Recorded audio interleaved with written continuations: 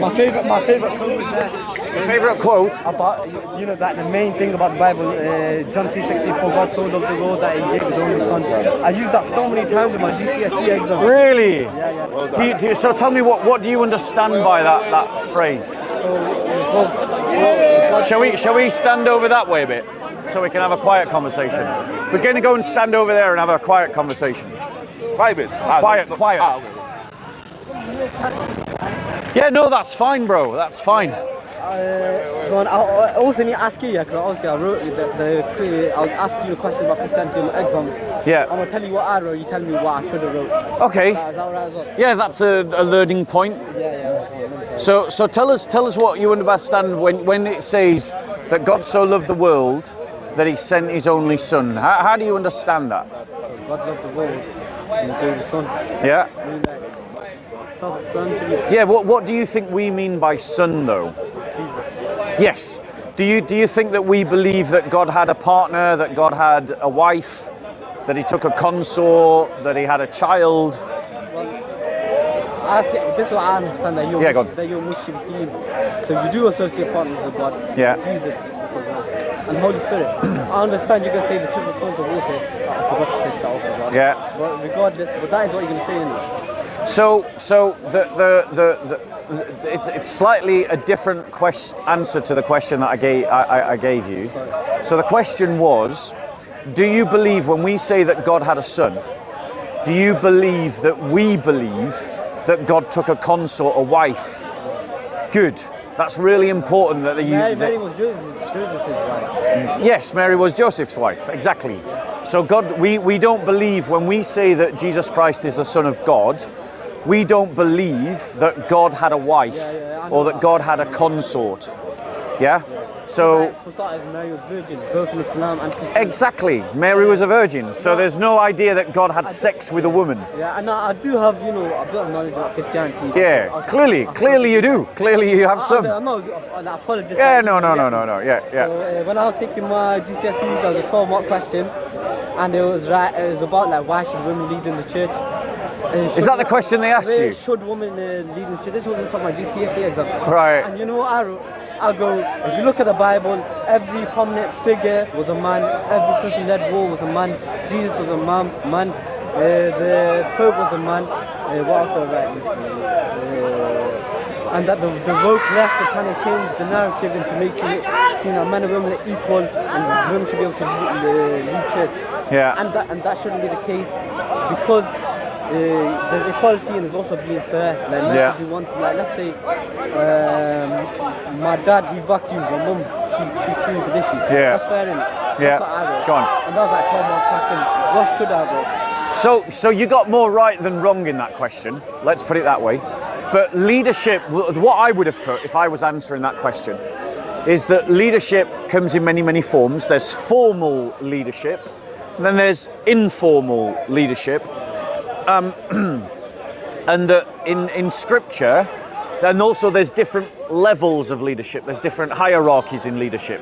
Like the caliph has got people underneath him, hasn't he? And each one of those people underneath the caliph have other people underneath them, and so on and so forth.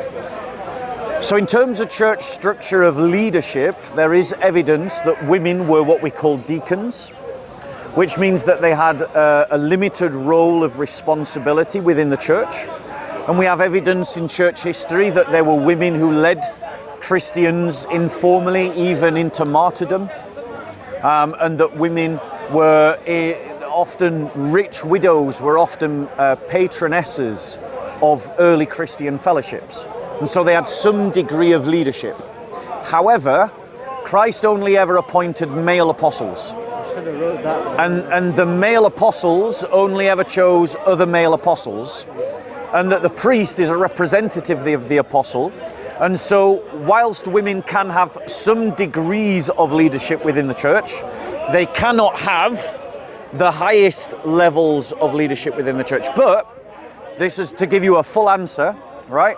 Christians make a distinction between religious law and secular law. And the highest secular leader is like the king or the queen. And they are the equivalent to a laity in the church, right? And in the Christian understanding, there's no problem with having a female queen. So if you look at Christian history, we've had multiple female queens in charge of secular government. Like the Queen Elizabeth. Like she used to bow her head to the Pope when when the church was like just as prominent as the monarchy. Well, the Queen only would have bowed her head to the Pope as a sign of respect. That's it. But the reality is, Catherine the Great, Queen Isabella, Queen Elizabeth, Jeanne d'Arc. There's countless examples of female leaders within secular affairs. And that's actually one of the key differences between Christianity and Islam, is that in all of Islamic history, you've never had a female leader of government. And you can't have a female caliph, can you? I don't know. Right, you can't. You can't. Right, you've only ever had male caliphs. You've never had a female caliph. Yeah, not officially, not legally. Right, but in Christianity, it's perfectly all fine for women to have secular leadership. But in terms of church government, their government is limited. Yeah. I also learned that the woke left are trying to, use propaganda to initiate this. Oh yeah, the woke left have their agenda. And the thing is, once they've done trying to change Christianity, they're going to come to the mosque. Don't think they're stopping at the churches. Like there's a church in Miami that supports LGBT. Yeah. Even though in the book of Leviticus it says man lying with man, women lying with women, it is an abomination. This leads on to the other Yeah. Well, there's a mosque in South Africa that's pro-LGBTQ. No, they're not Muslims.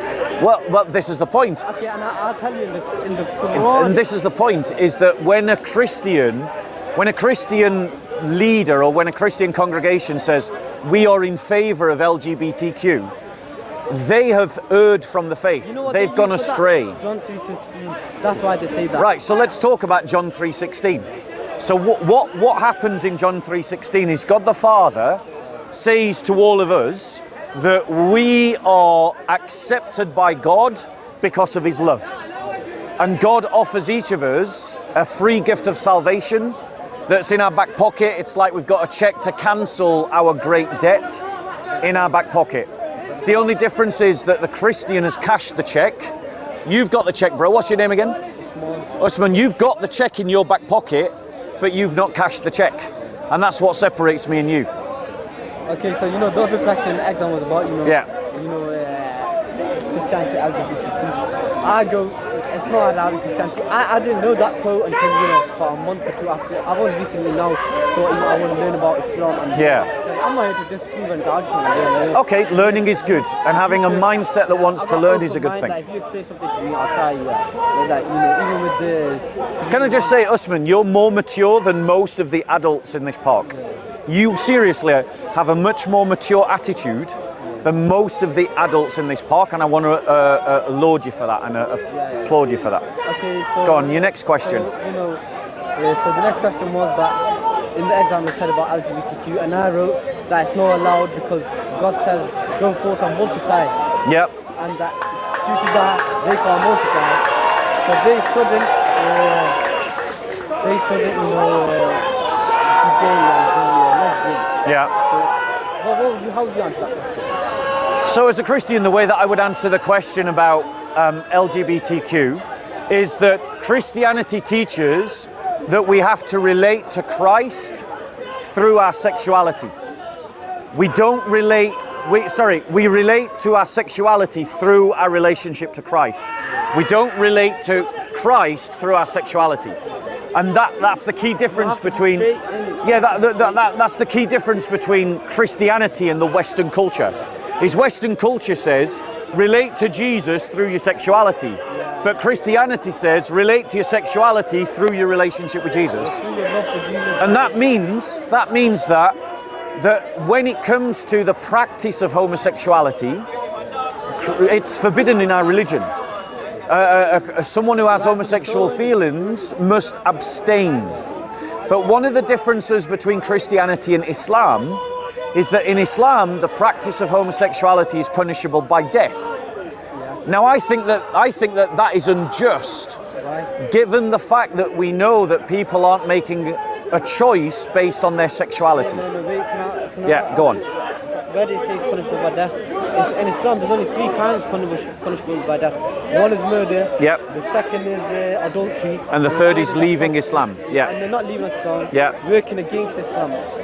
What it actually says in Sahih al-Bukhari is those that leave Islam. So it's not those that work against Islam, it's those that leave Islam. That's what Sahih al-Bukhari says, right? But wait, but a lot of in the time of our Prophet, there are a lot of Jews. Why we didn't kill them? Did we? well, that's not apostasy though. The fact is, when Muslims have left Islam and become Christian, as I hope you will one day, like I hope you will. Because you know the thing is, Osman, you actually seem like a sincere person, and while you have a sincere heart, you have the chance to find the truth, right? So it is possible, like my friends, because I have lots of Christian friends from a Muslim background, that you could just become another one, But because if you're interested, what's important is that we find the truth, right? It's more important than family honor. It's more important than friends. It's more important than family. Is that we find the truth and we stand on the truth. Iman is more important than Exactly. So wherever the truth leads, that's where we've got to go. And if that points us to the exit door of Islam, that's where we've got to go, right? If it does prove that. Yeah, if paganism was the truth, I'd want to be a pagan, right? If atheism was the truth, I'd want to be an atheist, right? If Christianity's the truth, you should want to be a Christian. And if Islam says you should want to be a Muslim. Exactly. So that's the attitude that we've got to have. So I've got Right, go on. 2 or 3 verses, but they're out of context. And Yeah. I've read them, and I want you to just explain them in context. Yeah, go on. And also, before that, can we get on to last time? I asked you about Exodus 21:50, 21:17. Didn't really explain that to you. Go on. You just pointed at something else in the Quran. So whoever curses the mother or father should be put to death. Yeah. Whoever kidnaps, whether the person is still in the possession or not, should be put to death. Yeah. And whoever strikes the mother or father should be put to death. Do you agree with that? So, do I believe that there should be punishments for dishonoring your mother and father? I'm answering your question. Do I believe that there should be punishments for dishonoring your mother and father? Yes, I do. I actually think what we need to do in this country is to pass a law that says just like child abuse is a crime, I think that elder abuse should be a crime. If you neglect your mother and father in their old age, you should... No, it's not. You can neglect a child and then you'll be prosecuted for a crime. But your elders, when they're senile and they need your help, if you just leave them and abandon them, there's no punishment at all in Western liberal society. But your parents took care of you young. Exactly. And what I'm saying is... Exactly. And what I'm saying is we should make elder abuse a crime. Neglect of elders should be a crime. However, you quoted Old Testament passages that talked about executing those who dishonored their mother and father. I believe in a new covenant, and that the mark of that new covenant, a covenant is an agreement between God and the people that enter into that relationship. So there was a covenant between God and Israel, there's a covenant between God and his church, right? And in that new covenant, the mark of that new covenant is mercy, which means that capital punishment for me should only be for the most extreme things. And dishonoring your mother and father should be punishable, but I don't think it should necessarily be punishable by death. So you're not a literalist? Sorry? So you're not a literalist? No, I don't believe that the Bible needs to be read literally in every passage and every verse, no. Remember, we'll get onto that later. Yeah. So what are the verses you want to talk about? Psalms 137-9, and this one just sounds, outrageous, but I don't think I've got it in context. Okay, let's read it. 137. 137, chapter 137, colon 9. Bear with us. And this is obviously there'll be many translations of it, but this is the one that I got. Yeah. Happy is the one who seizes your infants and dashes them against the rocks. Yeah. Come on, there must be an explanation for that. Yeah, of course there is.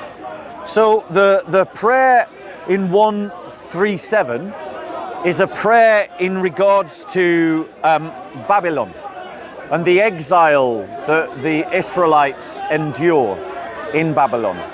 And because it says, by the rivers of Babylon, there we sat down and wept when we remembered Zion upon the willows, in the midst of it we hung our harps. So it's a prayer. Yeah, it's a prayer. Yes, so the language that is used is metaphorical. The language that is used is not literal. Because look, So what should we do instead? Smashing against cushions. Osman, if you're going to ask a question, Sorry. it's incumbent upon you to listen to the answer. If you want to make silly jokes, I'll just pull out some passages from the Quran and we'll make some silly jokes about the Quran. Would you like me to make silly jokes about the Quran? Okay, so don't do it to the Bible then. I apologize. Apology accepted. So, and again, this shows that you're much more mature than most of the men in this park. Anyway, so the language of the prayer is metaphorical. It's using hyperbole language. Hyperbole language is where you use extreme language to evocate a certain kind of emotion. And so what it's praying for is God's justice on Babylon. What it's praying for is God to intervene and to break Babylon, which is exactly what God does when he sends the Assyrians, I believe, to destroy, or was it the Persians, to destroy Babylon. Okay, so the language is metaphorical. Is the word infant metaphorical, but like, then why should they destroy, the babies, like... Because in war, babies die. Yes. And but then God shouldn't instruct people to kill a baby. So Babies only, in your religion, babies only have one sin, that's the original sin. So firstly, you've misunderstood that. You don't understand original sin. Isn't that when Yeah, you don't understand it. The original sin is not that you're born a sinner. It's not that you're born with sin on your ledger. Original sin means that you have a bias towards sin. It means you have a leaning towards sin. So that even if you were left alone in a neutral space, you would gravitate towards sin. That's what a Christian means by original sin, right? So the point is, the reality is, that in the language of the time, in the realities of the time, in war, children are going to die. Why should Right. God instruct that? It's not an instruction. It's a metaphorical. It's a prayer. Okay, I'm sorry. Nothing in 137 is an instruction. It's a prayer. But if you're going to say that that's a problem, then you should surely have a problem with Muhammad, who, when he was asked about attacking the enemies of Islam at night, even though it would put their children at risk, his reply was, "They are from amongst them." In other words, it doesn't matter. It doesn't matter. It doesn't say the prayer. You know, unfortunately, this is why I'm saying you're more mature. You know Yeah, go what on. the rules of war in Islam. Yeah. You can't kill babies. You can't kill the elderly. But you do. But Muhammad did. Did he kill them? Yes, Did he directly say go kill the children? No, what he said was this, because he was asked, "Look, shall we attack the enemies of you at night? And if we do attack the enemies at night, we put the women and children at risk." And Muhammad's reply was, "They are from amongst them," which means that, in other words, if they die while you attack them at night, it's not my problem. They are from amongst them. Yeah, but remember, That's your prophet. Okay, but they're Muslims. They will follow the rules of war, right? Yes or no? Well, in history, no. Muslims have killed children all the way through 1400 years of Islamic history. Okay, but that's after the time of. And they also kidnapped millions of Christian children and forced them to convert to Islam, and then sent them back to kill their own mothers and fathers. Was this after Muhammad? Yeah, that the Janissaries were after Muhammad. Okay. Yes. So Yeah. then that's obviously humans are flawed, innit? But Muhammad himself also allowed for the kidnap of children, because when Muslims conquered non-Muslims, they took their women and children as slaves. A slave. Yes, that's what your prophet did. I've heard something about this before, man, and there's an argument about this. Yeah. But I forgot it. I'm sorry. But That's all right. Who knows if I find it out next week? But that's fine, Osman. But my point to you is, right, this is metaphorical language in a prayer, right? Now, in your prayer, when you pray the Fatiha, don't you curse those that are against Allah? Don't you speak in a way that speaks against the unbelievers? Yeah. Yeah, in that prayer. How? I'll show you. You've got the Yeah. translation. But in your prayers, what do you say about the unbelievers? In your prayers, or do you not know? Is it because you recite it in Arabic and you don't know? I recite it in Arabic and I do not know. Exactly. That's Arabization, my friend. You're not an Arab. You're not an Arab. So why are you being Arabized? What do you mean? Where's your family from? Yeah, I'm Pakistani. Right. You know that the Pakistanis have a beautiful culture, right? Yeah. A colourful, vibrant culture of their own. And yet you guys are allowing yourselves to be Arabized. We just want to, be able to read the Quran in our native tongue. And not Your native tongue is not Arabic. I understand you said that. I mean, in the native tongue of our Prophet. Right, but that's Arabization. Because it doesn't stop there, does it? You then start copying Arabic norms. Such as? So you wear Arabic style clothing. I thought. The niqab that covers the face, that is not native to the Pashtun culture.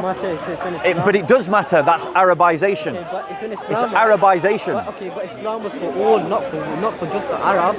Yeah, but the point is, Islam is about Arabization. You have to pray in Arabic, you have to bow down to an Arabic city, you have to copy an Arab man.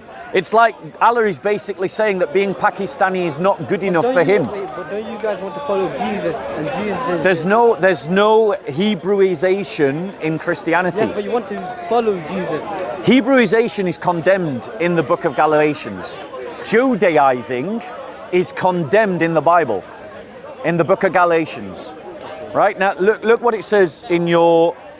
Yeah, it says, Thee do we worship and thine aid do we seek.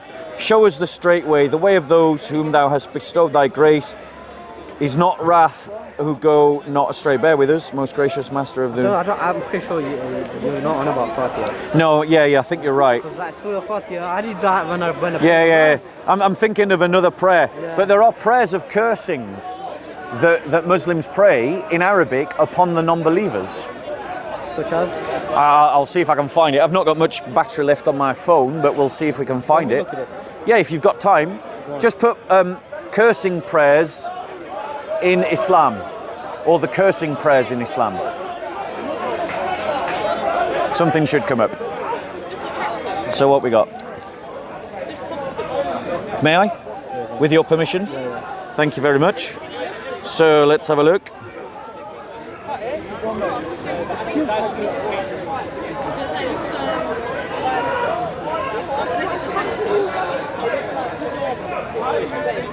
If not, you can come back next week, and if I have time, I'll try to pop down as well. And then we can just, talk about it like that. Yeah. Will you read the book, Sila? If you want, you can go back and click on another link. Yeah, so in this one it references... Wait, is that this one? Yeah. It is not permissible to pray against oneself. The ruling on cursing specific people. My algorithm might be biased to Muslims. Yeah, well, I'm looking at an Islamic website, Islam QA. Yeah. What is the ruling on cursing and not just... Now, just listen to the way the question's phrased. A Muslim is asking a question to a Muslim scholar, and he says, what is the ruling on cursing and not just insulting the Jews and Christians or other groups, whether living or dead? May Allah reward you with good. I think this website's got summary of the answer if you don't want to read it all. Right, so this is what it says. Praise be to Allah, the author, means being cast out from the goodness, and it was said that it means being cast away from Allah and from the people. Cursing happens in two ways. So, the scholar is saying that Muslims can curse. Yeah, it goes on. Cursing the kuffar and sin in general terms, such as saying, may Allah curse the Jews and Christians, or may Allah curse the kafirs, evildoers and wrongdoers, or may Allah curse the wine drinker and the thief. The kind of curse is permissible and there is nothing wrong with it. Ibn Mufila said in Al-Adab al-Sharia, it is permissible to curse the kuffar in general. Right? So your scholars tell you that you can curse me. But let me ask you this, right? Do you know what my scripture tells me? My scripture says that I should bless those who persecute me. That I should bless and not curse. That I should do good to my enemies. Now let me ask you this question, Osman. Which of those two attitudes is going to make the world a better place? Mine. But it's also, you know, you don't have to. Like personally, I would invite other people to Islam. Yeah. I want to curse them. I think, obviously, that's the religion of his forefathers.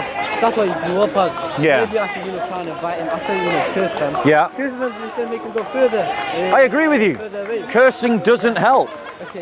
But And this- because the thing about cursing, if your religion teaches you to curse people, what it teaches you is it teaches you bitterness. It teaches you anger. it's not teaching us, it's giving us the option to. But the fact is, if it allows you to curse, it allows you to feel bitterness and anger and resentment against those that you curse. Right? Now, Psalm 137, which you quoted earlier, under the Old Covenant, was a prayer about justice. It was a prayer for God to bring justice on the Babylonians that had done such harm to the Israelites. But in the New Covenant, Jesus said, I teach you this, that you turn the other cheek and that you bless those who curse you. You bless those who persecute you. Right?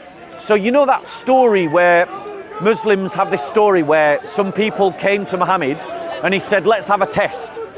I'll pray to God to curse you, and you pray to God to curse me. This is a Muslim story. And the Christians refused. And Muslims think, oh, that's because Islam is superior.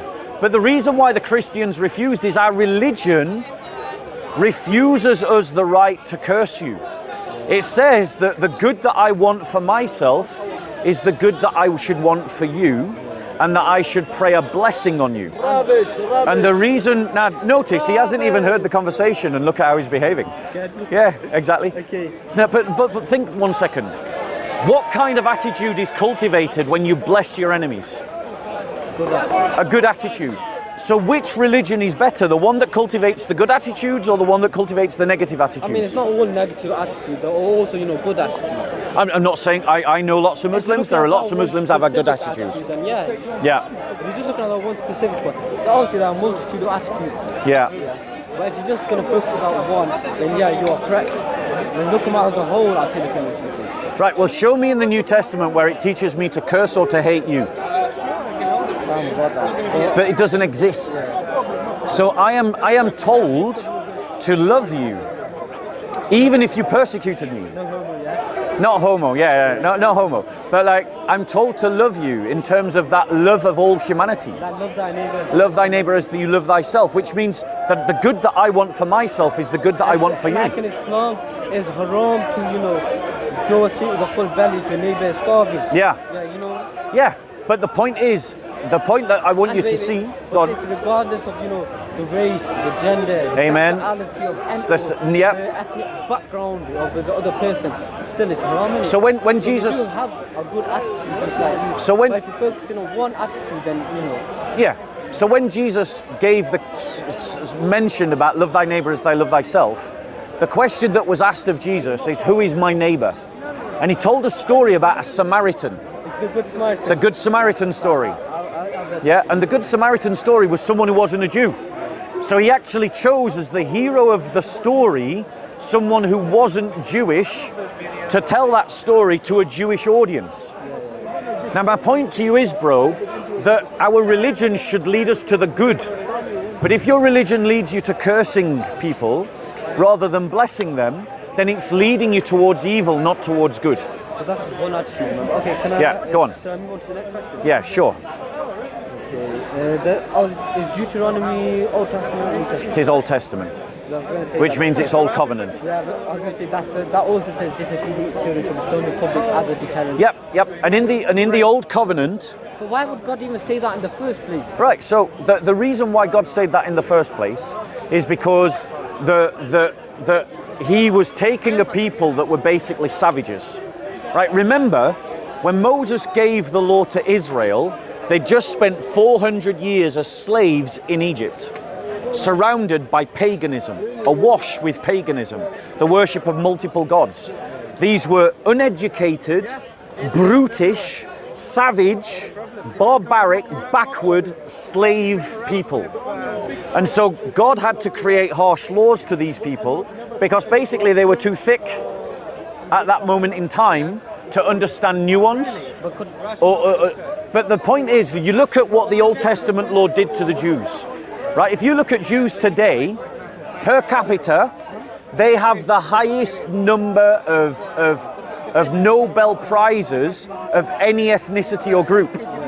The Jewish people today have contributed more to civilization per capita than any other ethnicity. So the Jewish law it was designed to form their mind. It was designed to change their mind. And the fruit of it, wisdom is known by her children.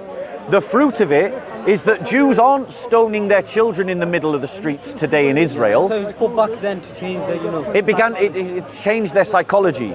And as it changed their psychology, it turned them into one of the most successful nations in the world. By comparison, Sharia law has existed in Saudi Arabia for 1400 years, and the Saudis still have to import all the engineers and the doctors. They have to import people from around the world to do the jobs that they don't have the education on doing.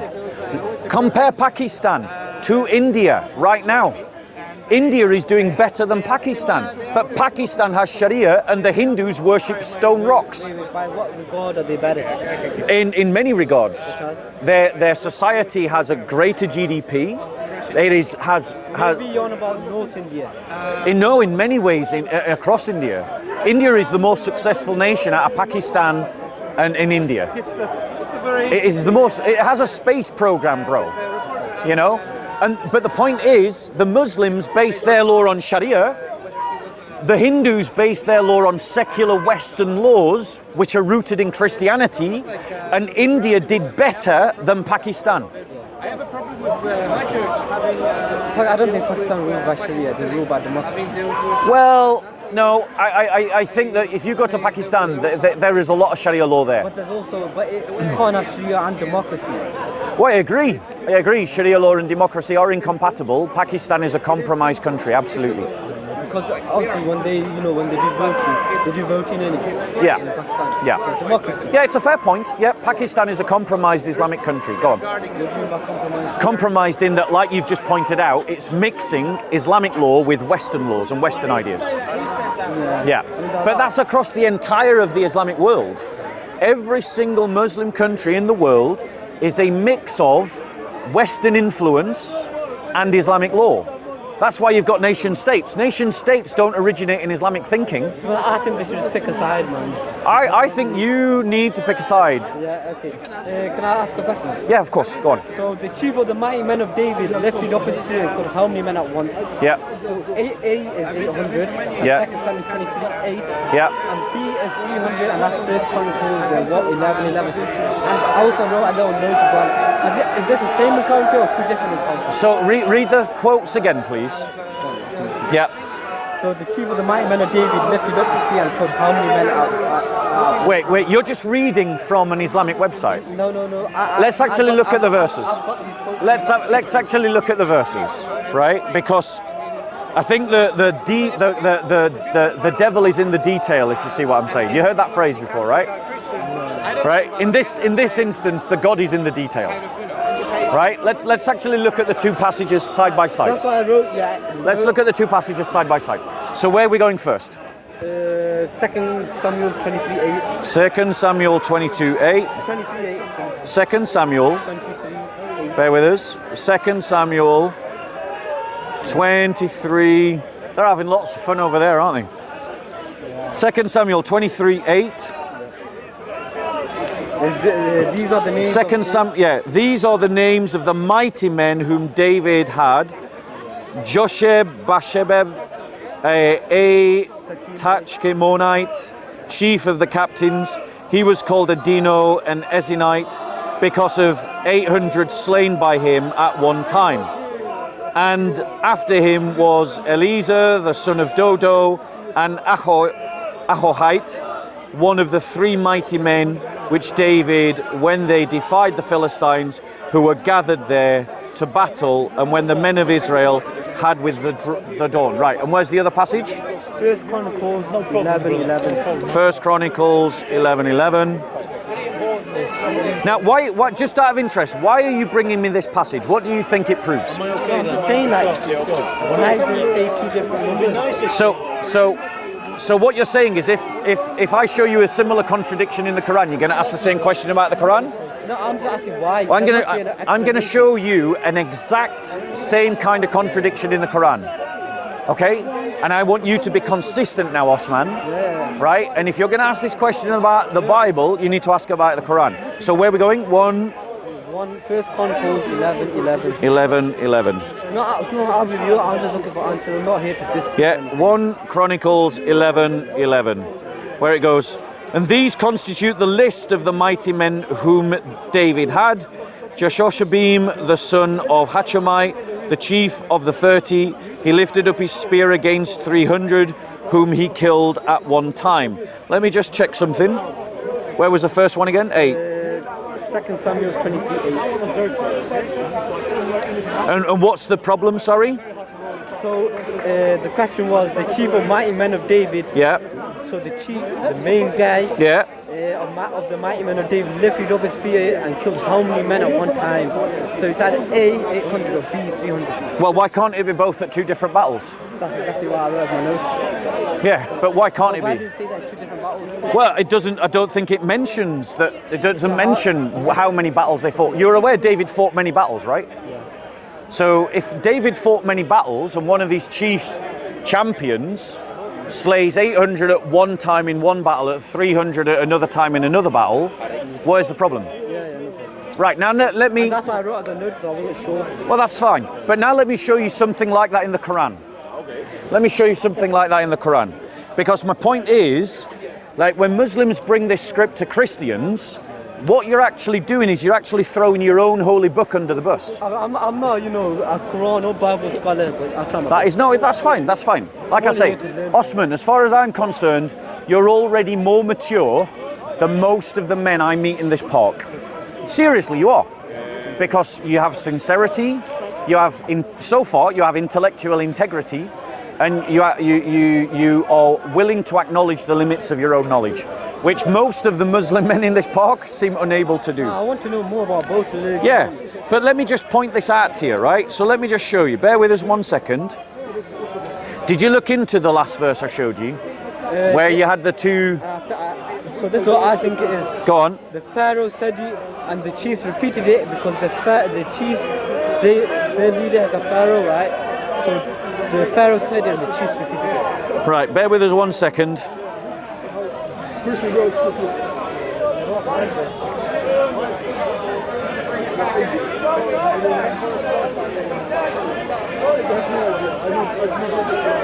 Bear with us. You see how many questions I have here? That's fine, mate. I like honest questions. I really do. I've got 8, but most of them are about, how many children of, Asgard and Aiden, and, I think like 2-3 of them about that. Right, so in Surah 8:9, let's go there. Surah 8, verse 9. In Surah 8, verse 9, says this. Says, I just want to make sure I've got the right passage. Where is it? Surah 8:9, yeah.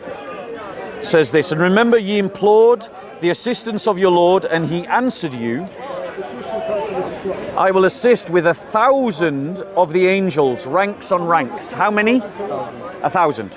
But then if we go to Surah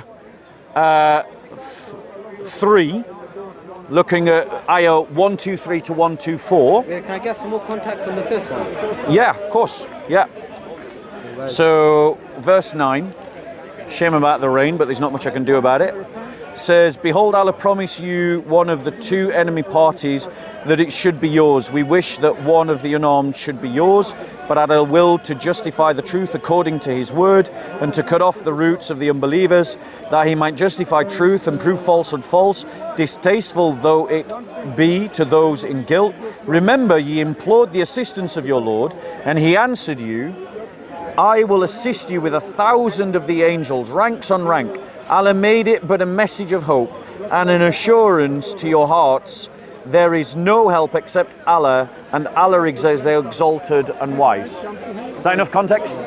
Okay, but now let's compare it to what it says about Surah 3, 1, 2, 3. Okay?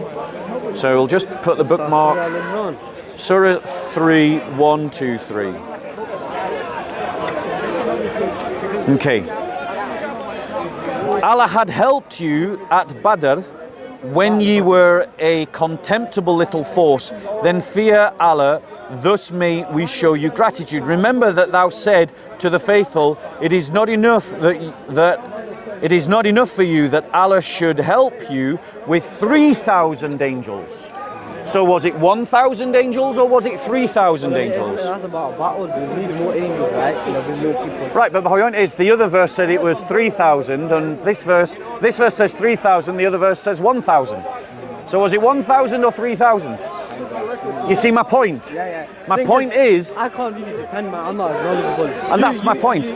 But that's my point, is that Muslims come and they go to Christians when they don't have any knowledge of the Bible, and they say, but this verse says this number, and this verse says this number, and therefore it's a contradiction. How can God contradict himself? But yet we can find exactly the same kind of contradictions in your Quran. And when it's in your Quran, it's okay. But when it's in our Bible, it disproves our Bible. Now, you can't have a double standard. Yeah, I understand. So go on. So Go on, your next question. how many of you? Yeah. And I thought it was going to be sunny. The same, man. Yeah. Like, look. Oh my phone's not even working, man. You're doing great, Osman, don't worry. Oh, I can't click anything. It's not working. There's something about the overseers of Solomon. Yeah. How many of them were there? Right, is this going to be another example of the same thing? I'll find a different one. Sorry, I'm in a conversation. Yeah. Please be patient. Half hour. Yeah, that's How long fine. do you have to wait? As long as Osman wants to talk to me. Who was the You're just going to have to be polite. Go on. Who was the father of Joseph, husband of Mary? So A, Jacob, and Matthew 1:16 confirms Yep. this. You probably heard this one. And B is Heli, and Luke 3:23. Right, so this actually comes from, I'll show you, right? Or just like, same message but different. No, it actually comes from a very technical legal distinction within Judaism. I'm going to show you. Yeah, I'm going to literally show you, bro. Excuse me, relax, bro. You'll get your turn. He's very good, by the way. Right. So where's the first one? Matthew? In Matthew 1:16. Right, let's go to Matthew 1:16. Because you're quite right, there is a difference in the genealogies. Right? So in Matthew 1:16, as you've rightly observed, bear with us. Now the birth of Jesus Christ was as follows. When his mother Mary had been betrothed to Joseph before they came together. Oh, that's the conception. The genealogy, here we go, sorry. Goes right down here, and it says, Eliad was the father of Eliezer, Eliezer the father of Mathan, Mathan the father of Jacob, and Jacob was the father of Joseph, the husband of Mary, by whom Jesus was born, who is called the Messiah. Right? Now, there is a Jewish concept called Yibum marriage. Right? I'm going to show you. So Yibum marriage in Deuteronomy 25:10. Right, so if we Deuteronomy is Old Testament. yes, but the quite right. So it doesn't apply, right? No, this is just talking about how Mary was married to Joseph and how genealogy was worked out. So in Deuteronomy 25:10, it says, when the brothers live together and one of them dies and has no son, the wife of the deceased shall not be married outside the family to a strange man. Her husband's brother shall go into her and take her to himself as wife, and perform the duty of a the husband's brother to her. It shall be that, listen to this, the firstborn whom she bears shall assume the name of the dead brother, so that his name will not be blotted out from Israel. So the differences between the Matthew genealogy and the Luke genealogy is because of this concept. So all the way through the lines, there are examples of where one of the brothers of a family has died, and then one of his brothers married that woman and gave her a son, but then the legal name was the dead brother. Yeah, I understand. So in one genealogy, they record the biological fathers, and in the other genealogy, they record the legal fathers. And that's why there are differences between the genealogies.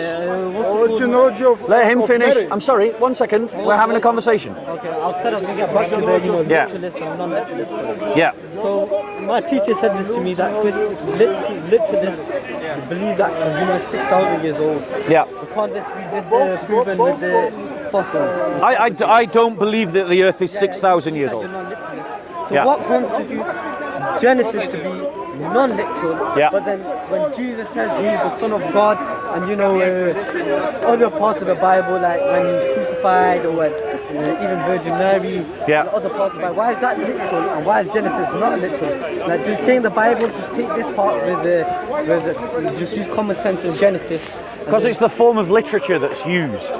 So Genesis was written at a time in the Bronze Age where people communicated their cultural, religious, sociological, political norms through what we call mythology.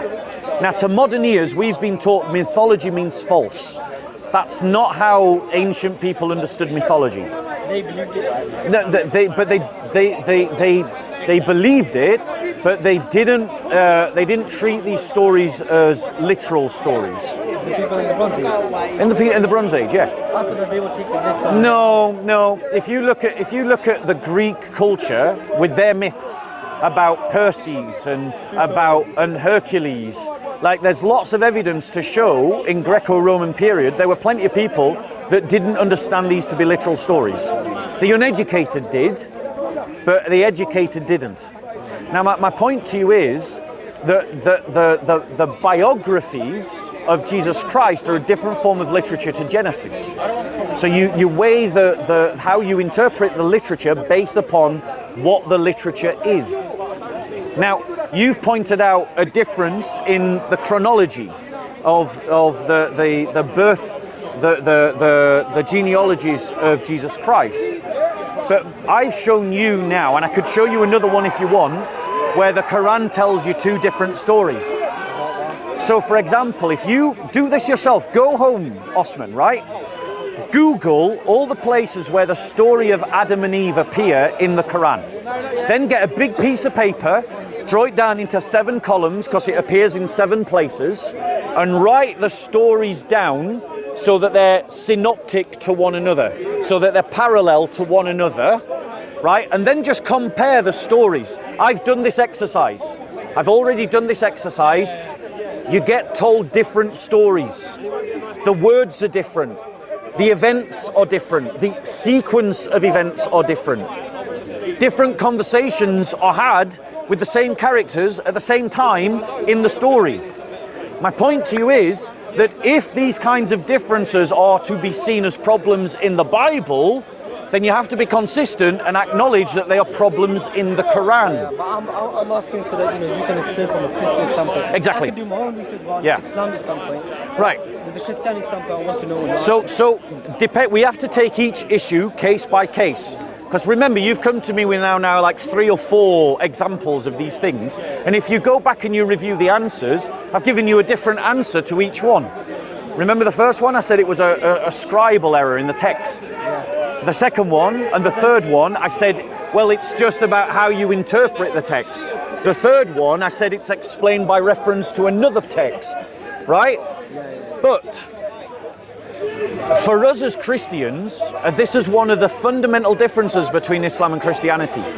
The religion that I'm inviting you to embrace as your own, is a religion in which we believe and are not ashamed, and we affirm without any embarrassment that the Bible is the words of men inspired by God. Wait, so the Holy Spirit possessed them? No, not possession. I'll explain it. It's the human mind by the Spirit of God was elevated so that it could see over the horizon of the natural and see what God was doing in history, who God is, and how God wanted us to live. So they saw God? No. I'm being metaphorical. So that their perception was lifted out of the carnal, the bodily, this world's plane, this world's understanding, and it was lifted up so that they could see what God was doing in history, who God is, on how God wants us to live, and they wrote down in their own words what God was doing, who God is, and how God wants us to live. So that's what a Christian means when we say the scriptures is inspired by the Spirit of God.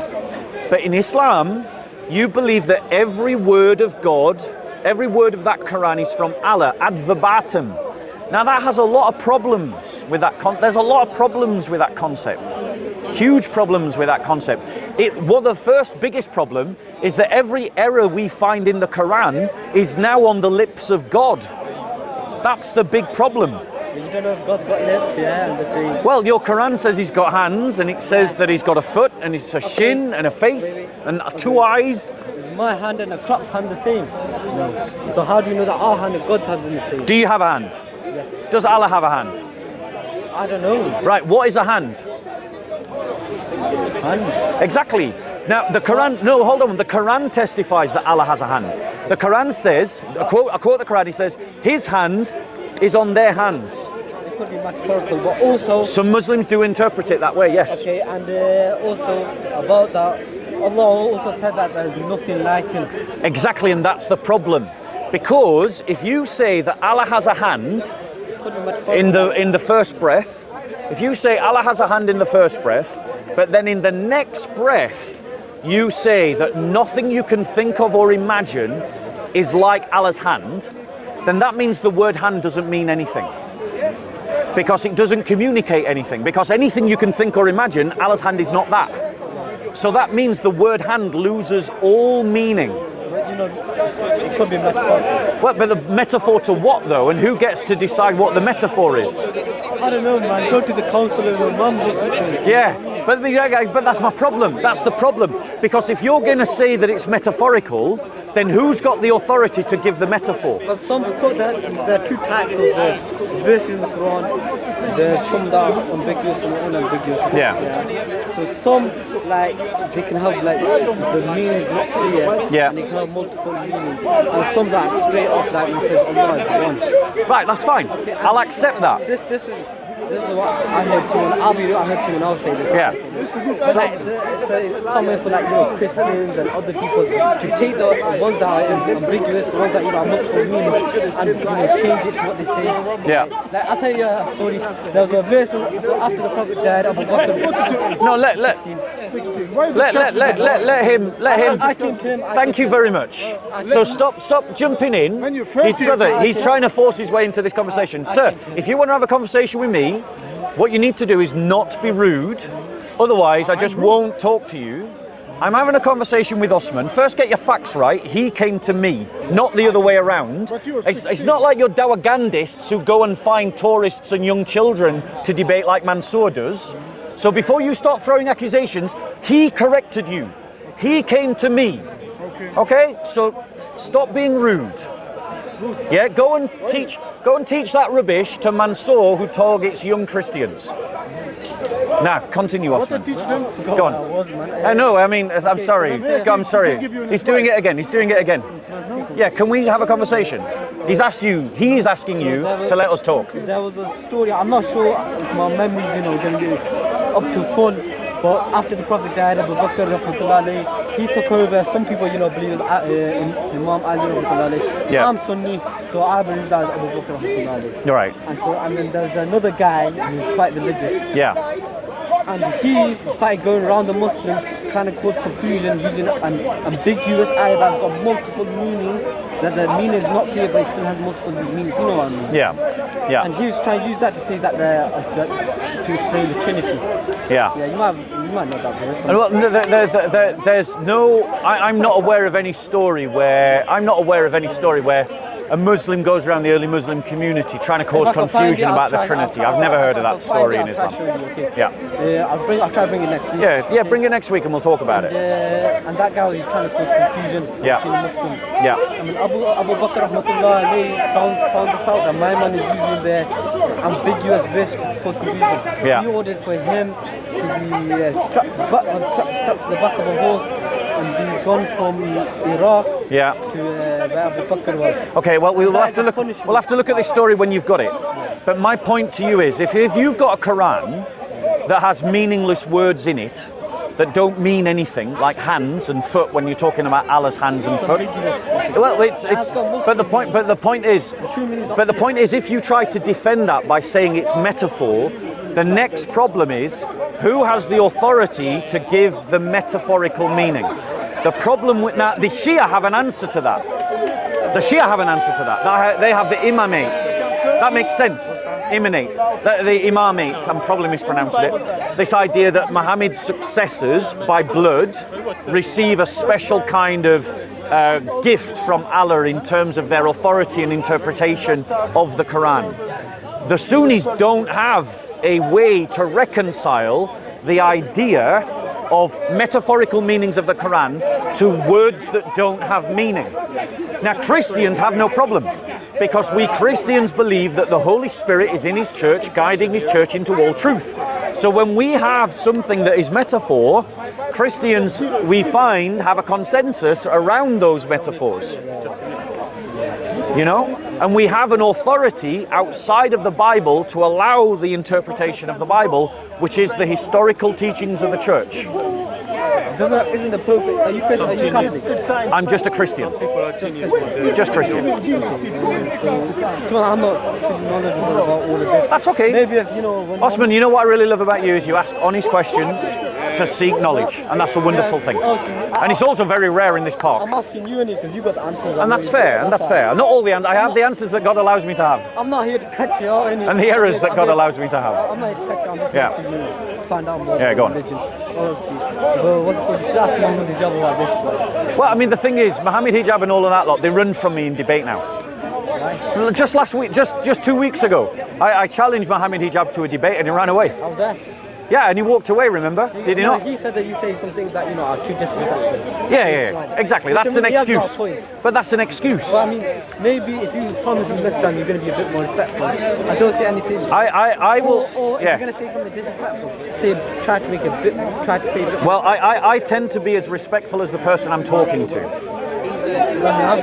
Exactly. Have I said anything bad about the Prophet? No. Have I spoke disrespectfully? Do you know why?